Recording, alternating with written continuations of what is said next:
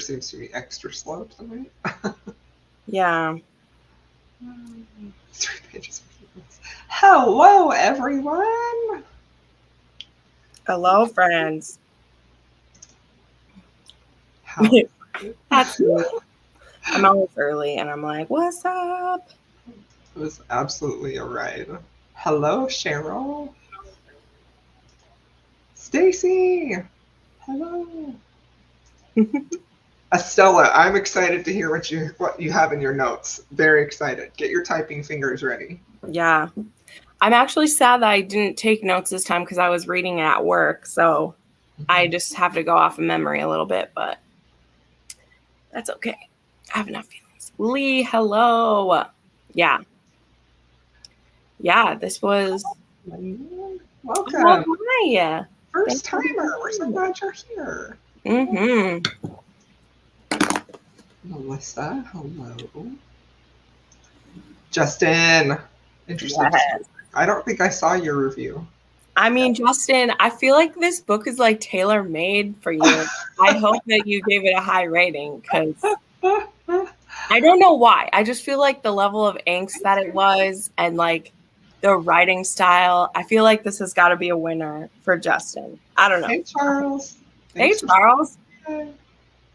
Did you read this book, Charles, or did you just come to be our friend? I mean, definitely glad you're our friend, but I didn't know you did book club with us. First time Rake Appreciation Society. Welcome. Love it. Warda's here. Hello, Carrie. Hello, Warda. Oh. Your comments were giving me so much life. Oh my gosh. You made me so happy. She just read The Kingmakers basically the same time you were reading them too. I saw that. Yeah. In my Discord, she was just, it was great. It made me very happy. Yeah. Tori's here. Yay. Tori, did you finish? I saw you started this at work today. Hey, thanks. First time watching one of these. Oh, you got everybody going into this one. I think I saw Tori finished it. I think I saw she put it in her pictures. I thought she started it, but I didn't think so. Yeah. Right, Warda? Oh my gosh. That was amazing. No. You have to go watch the Kingmaker live show now, Warda, so you can hear all the spoiler talk that I had. Hi, Ashley. Hello, Chanda. Tori finished while she was cooking dinner. Excellent. Nice. You may or not. Classic Charles. I mean, now you'll know if you want to read it or not. That's why I listened to a review of this book, and I wasn't sure that I would read it. But then Crystal wanted to read it, and I was like, you know what? This will be a good discussion book. Yes, it will. I knew what it was about. I was like, this will be controversial, but also great. I'm excited. Hey, Kelly. Hey, Megan. Right. All right. Well, should we talk about what we're reading real quick, or just get right into it? What we read? Yeah. What did you read today? Oh, what did I read today? That's a great one to start. Well, I'm mostly reading two things. I'm reading The Serpent Prince accidentally, which I told Crystal. I meant to read The Leopard Prince first because that's the second book. And sorry, I have the original cover of this. And then I even brought The Leopard Prince with me to work because I always will bring the physical book so I can like track my progress. And I was like, why isn't this matching what it says? And then I was like, oh, I started The Serpent Prince, but I brought The Leopard Prince with me to work. And then I was like, oh. Show that cover again. Sorry. Oh, this one? Show that. Yeah. This one's because I have. Yeah, that's the one that I have too. That's the only one of that trilogy in that cover. I have both versions of it, but I can't find the other one. Okay. Yeah, I have The Leopard Prince in this one too. I want to see it one day. Well, it's just up there. I'll get it afterwards. And then I'm listening to the Epos King as well. Ah, yes. Because I want to keep reading Grace Draven. I'm really liking her audiobooks, but not all of her books are audiobooks, so I'm kind of sad. I know. I'm sad. I also started the Ipos King, but just barely. Mostly today, I was sort of re-listening to Ravishing the Heiress to try. So I don't really have. But I did also this morning. I finished the third book in this series, Tempting the Bride. So that's exciting. Was that good? It was, yeah. I really liked it a lot. It was 5 stars. Good. So. Yeah, The Epos King, I don't know. Some people who really love the series say that's not their favorite, but I'm excited because I feel like I never read books where like a woman is the like monster. And I'm not saying that the Kai are monsters, but they kind of are compared to. And I never get to read them where the women are. It's always that the men is so I'm excited about that. Yeah. Anyway, yay. Well, okay. Should we get started? Yeah. All right. So we'll start with star ratings. Shall we do that? Yeah. So everybody, if you read it, leave us your star rating in the comments and we'll go through all those. Yeah. Well, this one was 4 stars for me, but with great enjoyment. And yeah, with great enjoyment, it's a 4-star. But there's a few too many things that keep it from being 5-star, but none of those are the writing or the story itself. It's just a few things which we can get into. But I also enjoyment's a hard thing to say too, because this wasn't fun. Yeah. So I think that's part of it. It's like it wasn't like a fun thing to experience. Yeah. And the level of angst in this is so far above what I would normally like put up with if I didn't know what was happening. So yeah, that's kind of every single book every historical I've read from her has been way high on the angst level, which yeah. Which her YA books that I read are as well, but for the story that was happening in those. And also I didn't track angst back then. Oh, Justin, I'm surprised. Well, I think that is a really good point about the build up to the ending. Yeah. But also, Justin, the reasons why it's a 4-star is literally like what you're talking about. So maybe. Yeah. Anyway. Okay. 2.5, 3 stars. So I gave it 5 stars. I loved it, honestly. Like this, and I think that when I give a book 5 stars, it doesn't necessarily mean that I don't see the flaws, because I do. I definitely see the flaws with this one. But for me, the emotional impact of it and the few moments that had that emotional impact for me just like overpowered everything else, where I was like in awe that this author could take such a difficult topic and a topic that I really hate, that I don't want to read about. Yeah. Usually, and made it work for me. So this is, I think, a really good example of basically having at least 2 things in here that I typically don't enjoy that ended up being a favorite book for me. Yeah.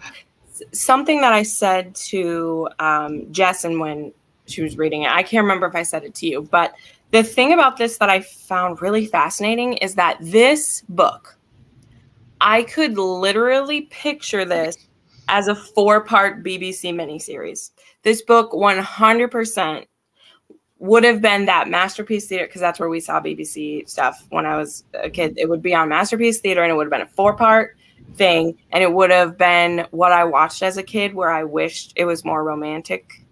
But as an adult, I'd rewatch it and be like, "Wow, this was amazing." So this very much felt very cinematic in the way that the story was being told, for sure.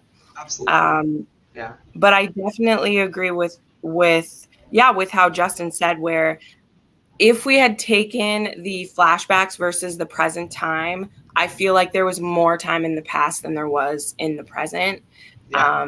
And particularly since this is a no epilogue story, the happily ever after for me is like, I believe in it. I believe it exists, but I did not have a good enough payoff for the level of angst that I went through. This is a big issue for me in a lot of books, and it's a style that a lot of people are okay with because they want their super hard-earned HEA so that it feels so great.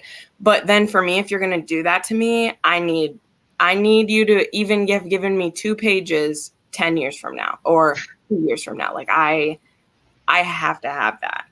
And I wonder if partly why she did that. Like, I do feel like all 3 of the books in this series are very interconnected. Like, you see them show up a lot, you know? Yeah. Like, there were maybe like 20 pages in this book with Helena and Hastings, who are the couple in the 3rd book, which really didn't need to be in this book.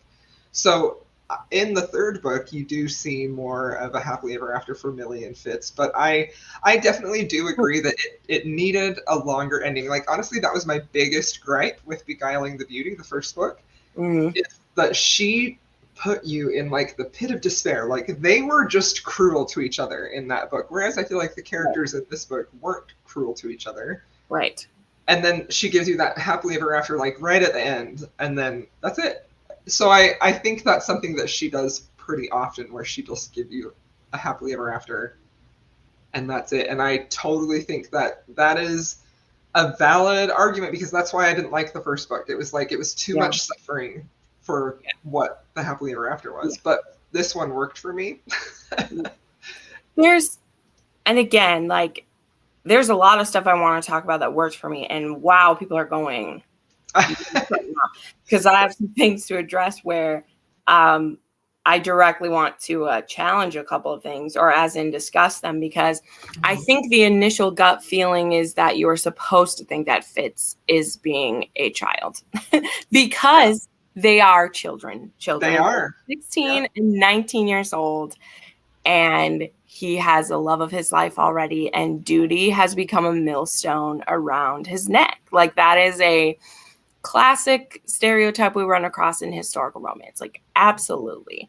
And I immediately was like, wanted to be frustrated with him, and frustrated with Millie that she's so immediately in love with him, when I'm like, girl, you are going to get burned so bad. Like, don't love this man, you know, like all those things. But he continually proves himself. And that's why those flashbacks are important, because if we just started this story at current time, you would never be able to redeem Fitz. It would be like, wow, this guy just gets his pick of these 2 hot ladies. Like, he just gets his pick. But it's not that simple. It's not that simple when he had his heart set on someone and he's being pushed on this woman who for 8 years, like, never says what her feelings are. Ever. Never, ever does. And Isabel's even married to someone else. Like, Fitz doesn't, his heart doesn't belong to her at this point, like, whatever, but like, she physically, like, has him. For all we know, Isabel's husband would have lived forever. Was she always going to keep her mouth shut? Sorry, I'm skipping ahead to things, but my point being is that I feel like those flashbacks, like, do prove that, like, they were both really happy and probably eventually would have spilled into something. But Isabel's husband dying, like, forces us into, oh, wow, I haven't said anything, and now she's back. So, oops. A big fucking oops, you know? But those flashbacks show, like, he's such a caring friend. He's her best friend. He values her opinion. He doesn't just take her money and, like, cast her off.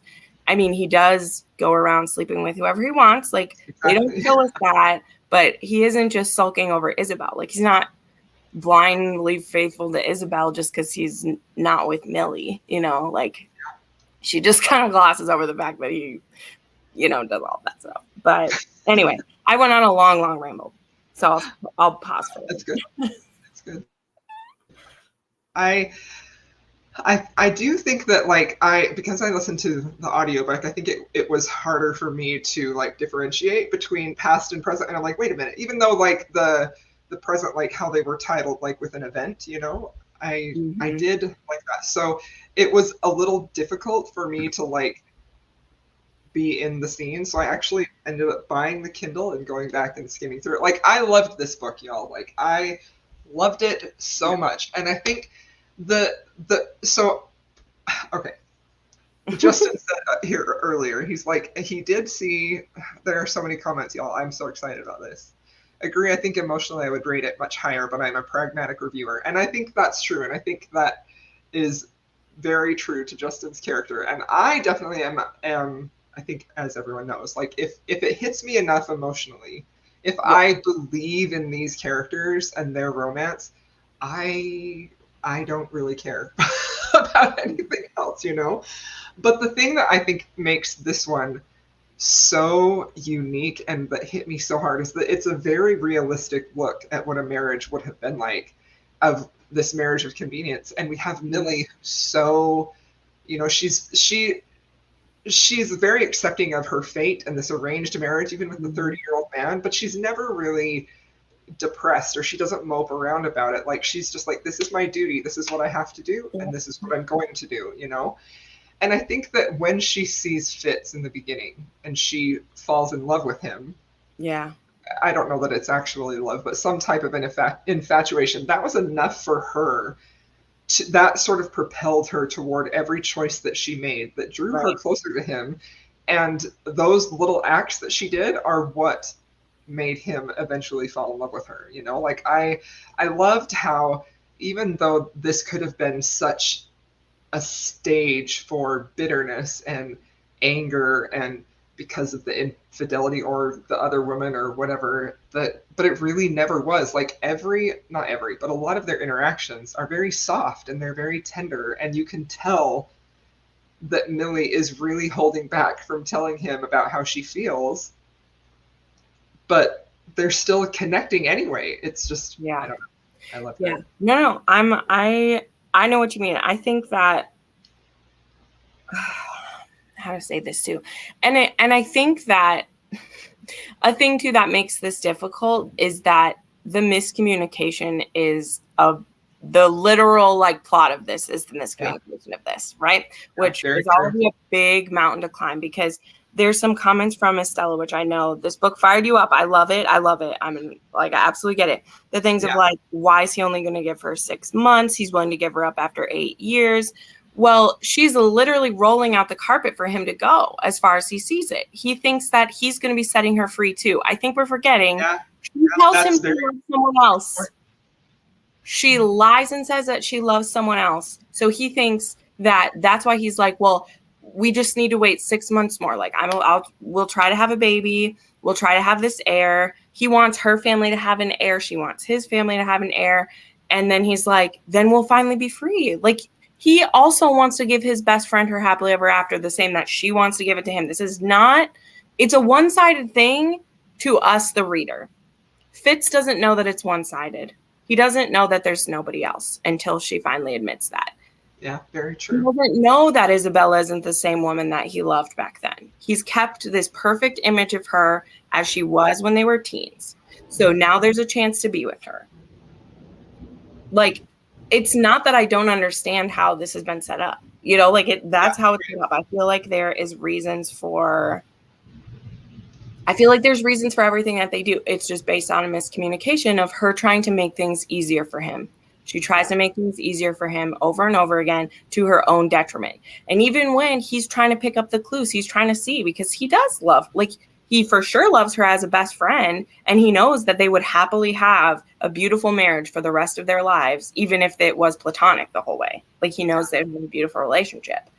And he keeps trying to, like, test her. And she keeps being like, oh, well, you know, you're going to be with Lady Isabella. Like, I'll be fine. Like, every attempt that he makes, she's just like, nope, you can have her. So she made her own bed. Y'all, she definitely made her own bed. Okay. And then he throws a wrench in it when he's like, but we should probably make an heir. And she's like, oh, crap. I can make my face and my words lie, but I'm not going to be able to make my body lie to him. And then it's like, oh, shit. Now I'm in trouble. So. But, you know, anyway. I don't think that Millie sees it as a weakness. I don't think that she sees her not telling him how she feels as a weakness. I think a lot of reviewers that I read were saying about how Millie was such a doormat and she was just letting herself get walked all over. And I do not think that is the case at all. I think that, but what she thinks she's doing is being strong because she loves him, you know, and She's being self-sacrificing to the Yeah. ultimate thing. Like here's the thing. Here's Yeah. the thing. Isabella can't legally take him away. Like she can't legally take him away. And if she put up any fuss at all, Fitz wouldn't leave her. He wouldn't. And that's why Isabella is a sneaky fucking bitch who keeps warming it in there and keep telling Millie, like, oh, it's so wonderful of you to finally give him his happily ever after. Like, he's waited long enough. And it's like, bitch, you've been happily married and had kids and shit. Yeah. And they've just been like frozen, you know, which it's like they didn't have to do that. But also she got to have the best of both worlds. She got to have children. She got to have, as far as we know, a good husband. Like she doesn't have bad stuff to say about her husband. And now she's going to like ruin it, you know? So, yeah. True. Yeah. I mean, I wouldn't be as nice as Millie. I would have been trying to win them over for them. I definitely wouldn't have been either. You know. The story of them falling in love without knowing it. That is it exactly. Mm-hmm. I completely agree. There were so many comments I want to share. If you see any you want me to highlight, let me know. I am loving your comments here. Yeah, there's so many. Okay. Love it.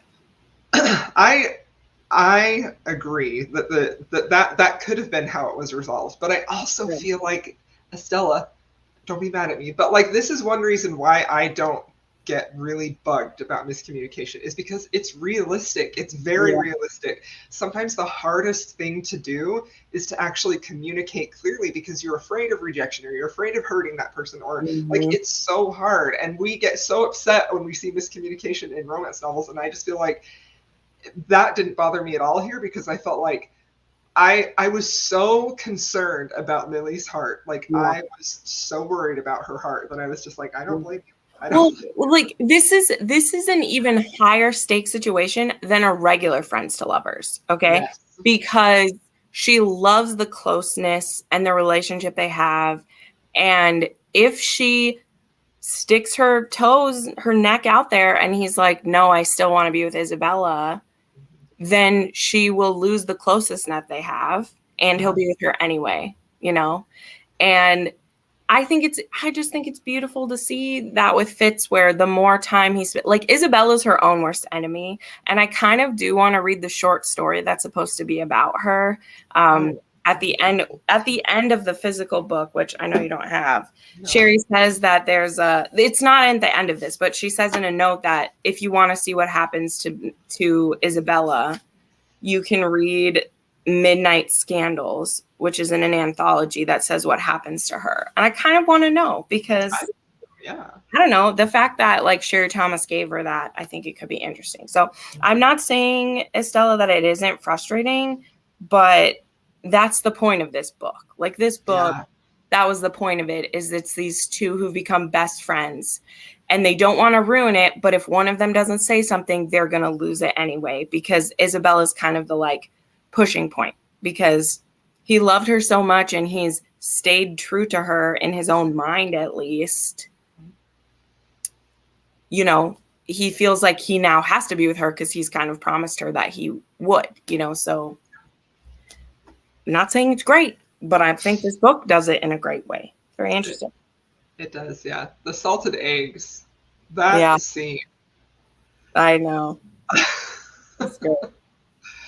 That was a good one. But, and like, I don't know, just all the little moments where he starts to see the warning sign. Like, I loved those, actually. Every time Isabella opened her mouth, she pushed it even more. When she tries to weasel her way in with his family, and his family loves Millie. So they're like, bitch, what are you doing? And like all these little things.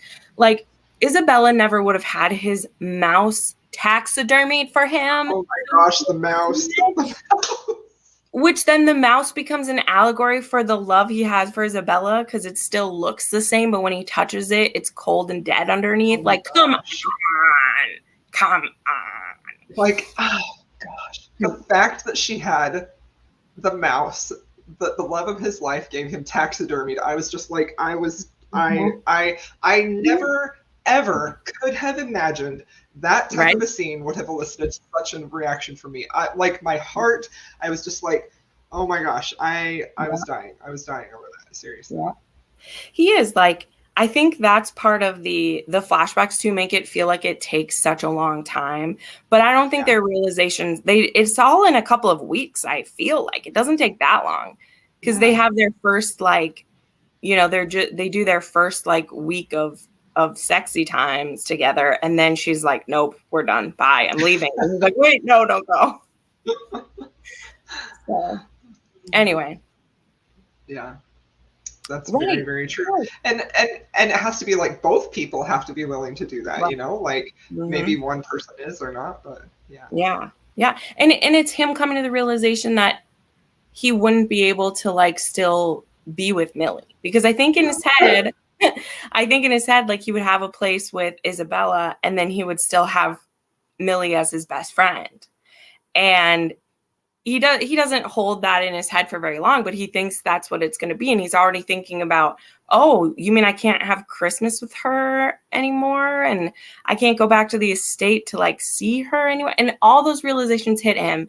And he's like, whoa, wait, what would I be giving up to do this? And like, I don't know, like Millie's his family. Millie's his family. And that doesn't hit him until Isabella is there threatening it. So anyway, there was I, one of, oh, sorry. no, I think it's such a beautiful example of like we have it's really both of them have this sort of childhood or very young idea of what love is, both Isabella and Fitz. And Millie forfeits in the beginning, you know, and while Millie's starts just with like infatuation, how attractive he is, whatever draws her to him, you can see that that is what ignites the whole relationship, you know. It's and he begins to see her in different ways, whereas Fitz starts to realize throughout time that what he believed he had with Isabella was never really real, or if it was, it's moved, it's changed from what it was then, and his feelings for Millie have grown, and it's just,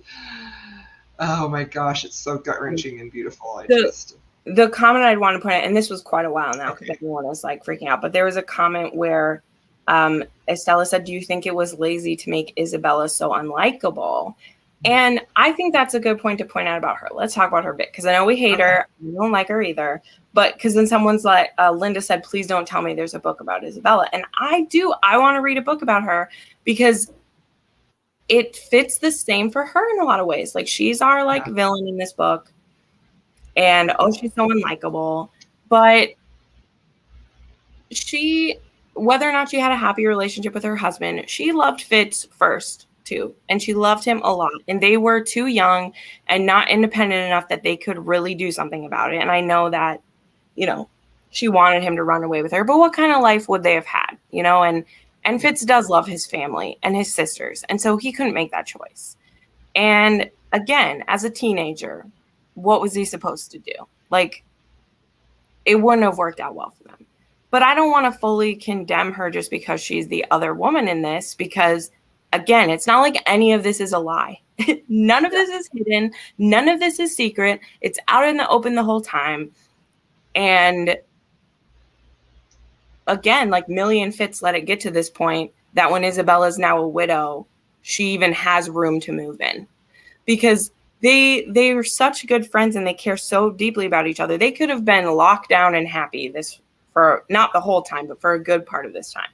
So she gets out of her relationship and reaches out, and it's like, yeah, I don't even have kids with Millie yet. Like I definitely could be with her, you know, like, I don't know. So I think Isabella's unlikable because we love Millie and she's the other woman, and she is very bold and weaseling her way into things. But I think she wants to go back to their like childish love that they have and have someone who's like passionate about her, because that's the way he was before, you know? So Yeah.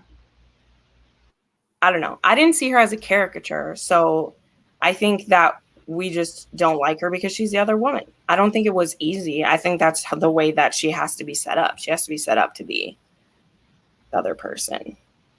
So, And I do think that she was a very realistic portrayal. Like I keep saying that, but that's really what the draw to me about this story is that it's gritty, grittily realistic of what a romance would have been like that, what a Mhm. relationship, an arranged marriage. But it gives you that sense of, but maybe it could have worked out happily ever after. This is a relationship that didn't Yeah. start out that way, but it ended happily. And like, that is my favorite thing. So I feel like it's a very realistic portrayal of Isabel, who, you know, because Fitz married first and then she married, she's wanting to have that relationship that she never got to have, even if it's not ideal as his wife. But Yeah. uh, And also, guys, like, what is this book then? Like, this is the story the author was telling. So yeah, I think it's more of like, how do we feel that it was like executed? The things of like, Millie was quiet too long. That's frustrating. Fitz was willing to throw this away for the love he has as a teenager. He thinks about it. He doesn't do it. Like, that's the point, is he has to come to the realization. He has to really face the fact that he's going to lose it, and not just, yeah, oh, well, now I'm going to live with Isabella, but Millie will still be at home and I'll still see her like for holidays or whatever. And then she's like, no, if we're going to do it, we're going to get a divorce. And as soon as that comes out, he's like, wait, no, I don't want to. Like, that's what the story is. I know it's yeah, frustrating. I know it's like uncomfortable, but like, that's what this story is. The story yeah, is he's faced with finally being able to get what he wants, and he realizes that it's a facade. It's fake. yes, It's a preserved version of the love he thought he wanted. And when he reaches out to touch it, right, he realizes that it's cold and dead. Okay, we said it still looks pretty. It still looks the same, but it's not. And I actually want to pose the question of, is this really a cheating book? that's an excellent question. I Sound was off in the really thinking about, comments, y'all. I'd love to know. because is this really a cheating book? Because I don't even think, does he have even more than a kiss with it? Like, he doesn't, I don't even know if he like kisses Isabella yet. So I'm just saying, putting it out there. I was thinking about that because I just, spoiler for everyone, I just read a cheating book the other day, which I actually liked, which I know, crazy. But then I was like, is this a cheating book? This is a contemplating it. Is this what I'm going to do? And the thing that is I so mean, interesting about no. that is that he is cheating because he's having mistresses on the side. They're not on page, but he is. Yes. But the question is it an emotion? Is he emotionally cheating? And do you want to like physically? I don't know. Like, I feel like it's such a gray area, and I feel like that's why it works for me, because is it really cheating? But also, for a large portion of the book, he wouldn't let anything into his heart other than Isabel. Like, he had preserved that Mhm. memory of their young teenage love, that was what love was. And I feel like that's what made him so blind to Millie for so long of their marriage. Yeah. Let's see. Not with Isabel. Yeah. And I'm not saying that whether if they're actually like is cheating or not, whether that makes a book good or bad. I just wanted to Right. post that, Right. like, I think it's an interesting question of, there's, there's, I don't know. It's fascinating. Like, there's literally, there's not even really any relationship she doesn't know about. Like, she knows that he's sleeping with people, and to a degree, she's okay with that, because she's like, if he was also sleeping with me, then I would be crushed even more. So, Yeah. you know, that doesn't mean that we are justifying him. I'm just, you know. And is he pretending all of those women are Isabella the whole time? That's a good question. Like, their wedding night, which was so heartbreaking. Oh You my gosh, that freaking wedding night. know, that's a thing to set up too. Like, Yeah. that's a reason why Millie hasn't ever tried again either. Because she's like, I don't want to just be a sad attempt at what he was hoping to have, you know? Yeah. That little taste of this affection that isn't actually about her. She's like, nope, I don't want it. Let's see. Yes, that's true. Yeah, very, very true. I mean, and that's the thing that I feel like that's the thing that puts it in a gray area, right? Because I mean, their idea of marriage was especially in this book, it was so clear that marriage was not what we think of it as today. It was really just a contractual, you know, and I mean, I feel like we know that in every historical romance book we read. We know like marriage of convenience happens all the time, but it felt so much more like my eyes were opened to another level of what that would actually mean to these people. They were business partners. Yeah. They were confidants. They were just so much other than the physical part of it. And in fact, it's the physical part of it that makes it terrifying for both of them. Like as soon as that's happening, it's like, oh no. Yeah. Like, oh no, what have we done? So I think that's really what honestly appeals to me so much about her books. It's so different from just a typical historical romance. And like, it's not the type, like you were saying, Jen, like it's not a fun time. Like I think in a lot of our other live shows, we talk about, well, what do we think about the hero and what do we think about the romance? And like, this is just such a different type of conversation. It's not swoony. I was just going to say that. I was just going to say it because someone earlier too said that he's not the kind of hero they like. I totally agree with you. I absolutely agree with you. Fitz is not on my top 1,000 heroes that I've ever read, but I don't hate him. I'm not even painting him with a like black brush because I really loved seeing his mind change. I loved seeing him as a teenager who was just felt doomed into this. And yes, someone says he's dramatic. Again, he's a 19-year-old. He, to me, is like this emo kid who's like just thinks his life is over and he's stuck with this quiet, shy woman who's not who he wanted to be. Like all those things, like as a teenager, you can be cruel and say stupid things. And then you're forced into this place. And Millie just absorbs all of it. And that's what makes it so, even though he showed his faithfulness in their friendship for the last, like, you know, at least 7 out of the 8 years, he showed his steadfastness that way. Yeah. But she's never going to forget the beginnings of that, even though his character has really showed that he's changed. The fact that she's the first person he wants to tell about everything. They make their business decisions together. Like, I fully believe that if Isabella had stayed happily married for 20 more years, like they would have found their way together. Like they would have. This is just the like pushing point of it, you know? Because I believe they would have tried to make an heir eventually, that they would have. And then they would have been like, oh my gosh, here's all these feelings I've been buttoning up the whole time. And they come out. But I think it's even more, I think it proves their devotion more that he does have the option to have Isabella back. And then he's like, no, that's not what I wanted. I want to have a family. And if I have any family, it's going to be with you.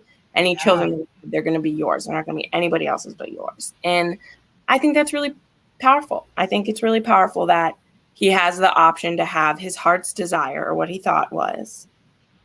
And then he has her, you know? So I totally agree with you. But yeah, but he's not this. Come on, guys. This is not a hero that's on my list, but I think he's fascinating. And I don't hate him, but like, I like a man who knows what he wants much more than this. For sure. Like definitely not on a list of top. No. But their story is just so unforgettable, you know, like, and this is such an interesting comment too, is that her parents were portrayed as loving, but they forced her to marry at 16 to the next in line. And I feel like I like her parents. I don't know. I liked her parents. I liked her parents too. Like one of my favorite scenes, even though it was heartbreaking, is when she loses her mother and how Fitz is there for her, you know? And I felt like that was such a beautiful scene that showed how he felt about her. Like I felt like that was a really great example of showing what was happening in their relationship. But I also feel like I wonder, are we looking at this as living in 2022? Because I am like, I don't know. I was thinking this thing, like, because I think that one, there was nothing about it that was like cruel. I think it was more cruel on like Fitz's side of things because he was in love with somebody else and now he has to step in to fill this place. That's like true. And 16 feels young, but 16 is when they came out, and they'd usually be married by 17 or 18. That's why we have 21-year-old wallflowers who are past the prime. Like, that's just how it was. Yep. There goes Kazi. So anyway, I see your point of it. And I'm not saying they'd be perfect, but I don't see her parents as like as malevolent as some other historical parents we might see who'd be like, you're going to marry this person or you're going to be locked in your room for whatever. I think they were like, this is the alliance that we're looking to make. This is the deal that we made. And so this is how it's going to be. I think we've definitely seen meaner parents than that, but. Yeah, definitely. I loved this. I know Justin commented similarly, and if anybody else did, I'm sorry if I didn't see them, but demolishing the house. It was like, this is such a short book. This is such a short book, but it felt so big, and it felt like everything in this book was deliberate. You know, I feel like that's such a common complaint when we're reading like newer historicals. It's like it was boring in the middle. Like nothing in this book was unnecessary. Like all of it needed to be in there. Yep. I mean, they could have given more pages to them and less to the people in the next book, but that's true. Those pages could have been at the end, because I think I also told Jessa this. The one thing they could have given me, they could have given me like a 5 years later, and Fitz is giving a little mouse to his like 4-year-old daughter, and that is all I need. I just want to be like, happy birthday, sweetheart. Here's the little mouse. Dead. Done. I will give this 5 stars. If you give me an epilogue with them giving a little mouse to their child, I'm done.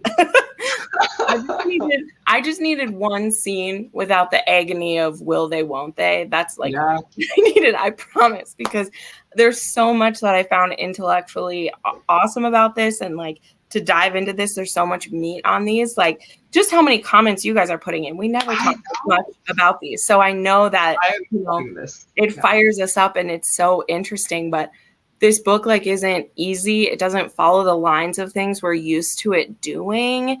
I just needed her to give me a little more happy at the end, because I'm that type of lady. Yeah. It was so good.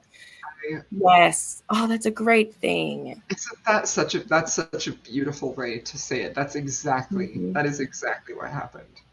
Well said. I love it. What's that quote? I think it might literally be from like The Fault in Our Stars or something. Someone could tell me. But it's the one that's like, if falling in love was like falling asleep slowly and then all at once. I think that's from The Fault in Our Stars. I think it is. I read that back in my like teenage days when I didn't read romance.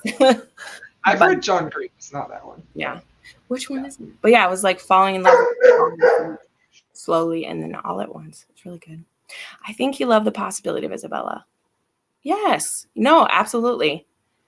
Absolutely. And then when he's faced with her, like he rationalizes it. Like I will say this, like he's he has a generous spirit in a lot of ways. And we see that with Millie too. As soon as he gets once he's getting over his pain, he doesn't have to include her in the business. He married her. It's all his. He can have all of it. And he wants her thoughts on things, like when they're planning out the ads for to go in the papers, and anyway, all these things. And even with Isabella, he loved her so much. And so when he gets to see her again, he sees all these hints where he's like, well, she, just lost her husband, or, well, I haven't been around her in a long time. And he makes all these things until, it's kind of when she starts criticizing his home that he's like, no.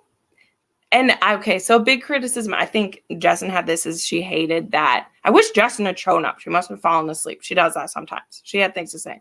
Is that she hated that Fitz brought Isabella to the house because she was like, this was their sanctuary. How could he do that? But I loved it because he's hearing her say oh, you want to stay there? That place is horrible. And he's like, no, you have to see it. And so he takes her to see it. And it's she sees it. She sees it and she's like, you built it, this is your home, and she gets it. That's why I have hope too for Isabella, and I do want to read her book, is because she's also holding on so tight. She doesn't want to lose this guy who she knows is a great one.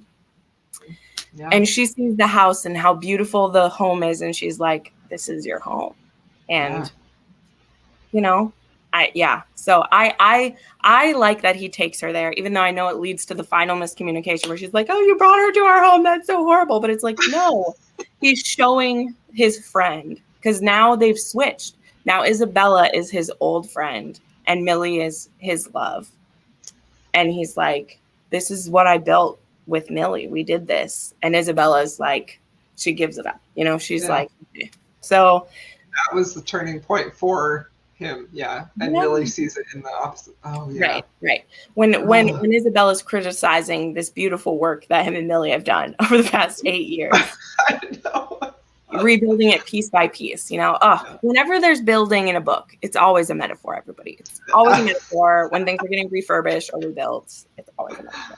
So I really like this. I know I saw a few people say they didn't think that Fitz' character grew. They thought Millie did, and I agree with Warda here. I think Fitz really has the character growth in this book. I think Millie is definitely, she is growing too, but Fitz's growth is so much more pronounced because I don't think, it's even cool with Fitz because he doesn't realize that he's grown. He doesn't realize that he's grown until he's confronted with how he would have been before. Like Millie, we really see it because we see the slights that she swallows and the things she hears and she just stuffs it down and like all those things. But with Fitz, it's like he was a selfish kid, but he did what his family needed and he was upset about it. And yes, he whined and bitched to Millie about it when he should have kept his mouth shut. Yeah. But he makes a lot of, like she helps him stop drinking. He doesn't keep drinking. He doesn't do all those things he could have done. He could have gambled away her fortune. He could have, these things could have happened. So, yeah. So this is a counterpoint to Warda. Sorry, I took that one away. But I think this is interesting because I agree. He never really had anything with Isabel. But I think, again, it's just highlighting that of how powerful those dreams that you have, or like that first love, that young, teenage, young adult, childhood love. Like it's so much more about the idea of that relationship or the idea of what love could be than, like, he really didn't have anything with Isabella. But whatever he had turned into something bigger in his mind. And I think that's why I don't know. I want to comment on Lindo's. Let's see. About he's never slept with Isabel. So it's one of the newest ones. I didn't think it was strange because, I think it's very notable that he hasn't slept with Isabella at all, because he hadn't yet, because he was still planning to marry her before he was planning to get to marry Isabella.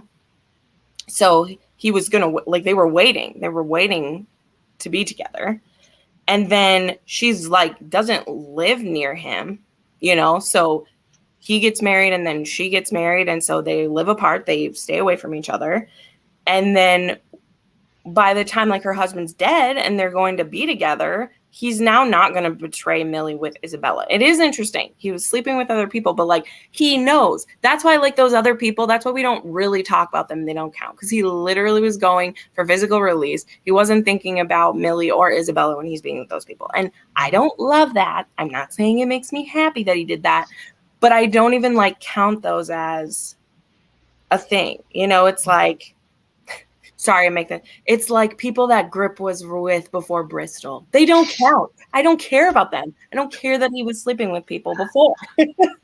Because once Isabella's free, he knows it would be very significant. And some part of him knows that it would be a betrayal if, until it's time to be with her, if he slept with her. That's what tells you, he knows there's something going on there that he isn't aware of. Because if he had immediately slept with Isabella as soon as her husband's dead, without giving Millie warning about that, that would have been, then he's dead. Then we can't forgive him. But he's literally and it is funny because Isabella's oh, why are you giving her 6 months now? You've had 8 years. That's a great question, Isabella. It's a great question. She's now that I'm free, and he's kind of well, I have to give us a chance to have our kid. And it's kind of I think you're making excuses. I think you just actually want to sleep, but anyway, it's conversation. There's so much. I know. Look at us. We've talked for almost an hour already. We're so quick. Teenage love. Yep. So Who's true. going to be there? Who's going to be there through everything? Yeah. You know? Absolutely. Well, and his family all knows. Like, his family knows they love each other. And they're like, dang it, Isabella's husband's dead. We need to make sure he doesn't fuck it up. You know, all his family was just like waiting for them to finally be together. And then they're like, oh, shit, Isabella's free. We need to make sure he doesn't do this. But, yeah. Man, the guys that I liked when I was like 20. I mean, there's that. I know I'm a country girl. There's that Garth Brooks song that's like, I thank God for unanswered prayers sometimes. Oh Lord. Why ever? What didn't work out for you really worked out for you. That's one of my favorite things. Exactly. There's the one where he looks at the wife he has now. Literally, this song would be perfect for that. Wow. You know how to put that together. He looks at the wife that he has now and he's like, I'm so happy that I wasn't with that person. Because that person isn't bad, but if I'd been with them, it wouldn't have been what I could be, you know? Yes, Justin. I bet. That should have given you a whole extra star. That should have given you a whole extra star that they literally are advertising together. Yep. Yeah. I love it. Well, you guys know what we're reading next month, don't ya? I'm excited. Be an adventure. Oh my God. For more pain. We picked two pain.